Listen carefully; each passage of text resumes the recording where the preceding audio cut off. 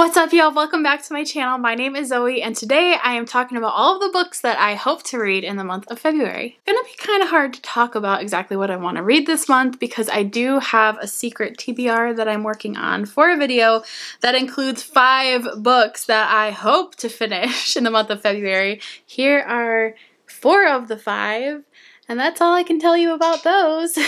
Be on the lookout for a fun video towards the end of the month. I'm also participating in the Contemporaryathon that is happening next week for me when I'm filming this. But before I jump into the books I want to read for Contemporaryathon, I will go ahead and really quick tell you about the book that I'm currently reading, and that did actually appear in my last month's TBR video, and I just haven't finished it quite yet. But that is Long Bright River. This is by Liz Moore. Like I said, I talked about this last month because I hoped to read it last month, but I just didn't quite finish it. It's a long book. It's like 550 pages, which is pretty long for me. I typically stick to books that are like 300 pages because I'm a baby, but I'm just really loving this book. It's not a wrap-up, and I have to keep that in mind, but I'm loving this book so far. I'm about 200 pages in right now. I would say it's like a literary fiction mystery. I think it's kind of being marketed as a thriller, and I wouldn't quite put it in the category of a thriller. It's not necessarily high action. It's more slow burn, but the writing is so good. We follow the story of 2 sisters. One specifically is a police officer, and her sister has been missing for about a month. Her sister is a drug addict, and she's worried that she's part of this string of murders that has been happening in their town connected to drug addicts. It's kind of hard to explain. She's worried that her sister might have been murdered though, and so we're following her down that journey to try and find her sister. It's so good, you guys. Like, breath of fresh air. I'm obsessed with this book. Can't wait to finish it and talk about it in my wrap-up. And that will definitely be in February. I will finish this month. And then the next book that I definitely will be reading in February is actually our book club's pick of the month.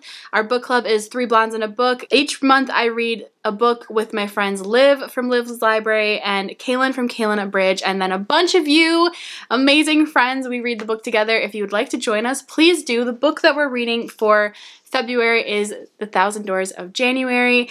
I know a lot of people have read this and are reading this for book clubs, and I love that. It's like we're all reading it together, which is so awesome. So definitely feel free to read this with us. Join us for the live show at the end of the month. That would be so much fun. We had a blast this last month, so I really hope that you'll join us as well in February. First of all, this cover is so pretty. I'll never get over how absolutely gorgeous this cover is. This follows the story of a girl named January who lives in this, they kind of describe it as like a very like luxurious, old-timey, ancient-y mansion type house. But she ends up discovering this book that leads her through doors. I don't know if that's figurative or literal. I think this is magical realism, so it might be literal.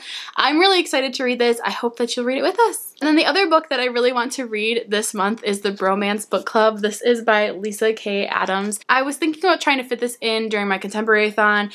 It's possible I may switch something out for this book, but either way, I really want to read it this month. It's an adult romance that actually follows this husband whose marriage is struggling, and so he joins a bunch of other guys whose marriages are struggling, I think, and they together read a romance book in hopes of that helping their marriages. It just sounds really cute and kind of funny and cheesy, and I'm so in the mood for that. Valentine's Day is this month. I just think it's the perfect time to read a book like this, and I really can't wait to read it. And now I'm gonna go ahead and hop into the books that I want to read during the Contemporaryathon. If you're joining, let me know down in the comments below. I'm really excited. I do plan on vlogging as well as reading a bunch of books. Considering how poorly my month went last month, I'm really hoping that I will read all of these, but I do think that this is a little bit of a lofty goal for me, so we'll see what happens. So there are 7 prompts for the Contemporaryathon, and I have 6 books. Here they all are.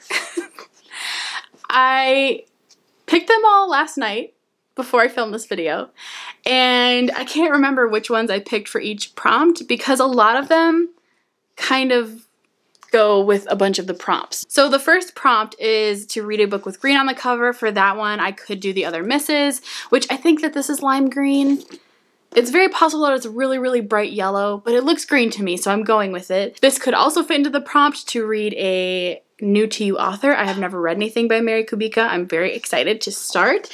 This is also an arc, which I'm excited to get to. This is like a mystery thriller that is domestic, that follows a new to town family, and there's like some mysterious things happening in their house or with their neighbors. Either way, really excited to read this. I'm definitely in the mood for a domestic thriller, and this sounds like it's going to be very, very good. And then I also really want to read Frankly in Love by David Yoon. This could fit also for a book with green on the cover and a new to me author, and diverse because David Yoon is Korean American, so lots of prompts there. I'm really, really excited to get to this one. I know that it's really loved by Jessie from Jessie the Reader, and it's a contemporary that follows, I believe, a Korean American boy who has to fake date someone, I think. So there's fake dating trope, which I love. I really love David Yoon. His wife, Nicola Yoon, writes some of my favorite contemporary like YA romances. So I'm really hoping I like this one as well. I'm super excited to try it out. And then I also really want to read A Quiet Girl in a Noisy World, an introvert's story. This is by Debbie Tung, and I'm so excited to get to it.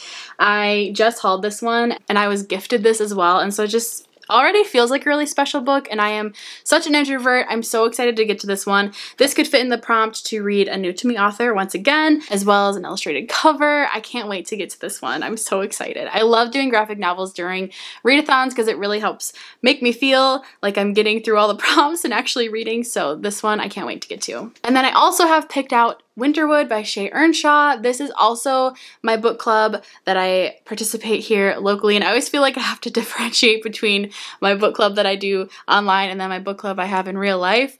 And my in real life book club is reading Winterwood by Shay Earnshaw this month, so I also hope to get to it during the readathon. This one could fit into the prompt to read a book with an illustrated cover. I am optimistically cautious going in because I did not love The Wicked Deep, but this is like a witchy story that follows a girl who ends up seeing a boy in the woods who was presumed, I think, to be dead for like a year, or he had escaped from somewhere in the middle of the winter, and then she found him later on. I don't know, but I'm excited to try it out. I hope that I like it. The second to last book that I hope to get to during the Contemporaryathon is These Ghosts Are Family by Maisie Card. This one fits into my Read a Diverse contemporary book. I am really excited to get to this one. Totally new author, green on the cover as well as illustrations. There we go. It fits so many prompts.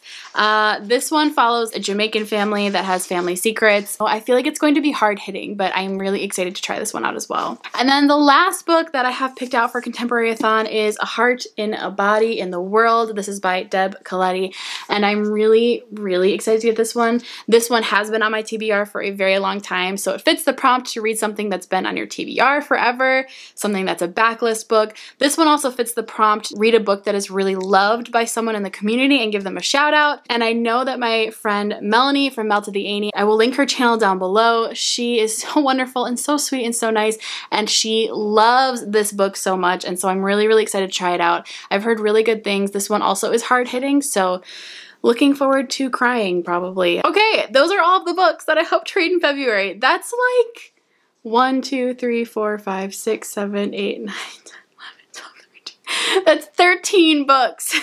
I'm so funny. I'm probably not going to read 13 books when I just ended up reading 5 all last month. And February is a short month, so wish me luck. Hopefully I read all of these books, and hopefully I love all of them. That would be amazing. Alright y'all, well thank you so much for watching. Please let me know down in the comments below if you're participating in Contemporaryathon. If you're not, that's totally fine. In that case, let me know what you are reading this month and what you're most excited to get to. I would love to hear it. I hope that you have a wonderful rest of your day wherever you are. I love you, and I will talk to you soon in my next video. Bye!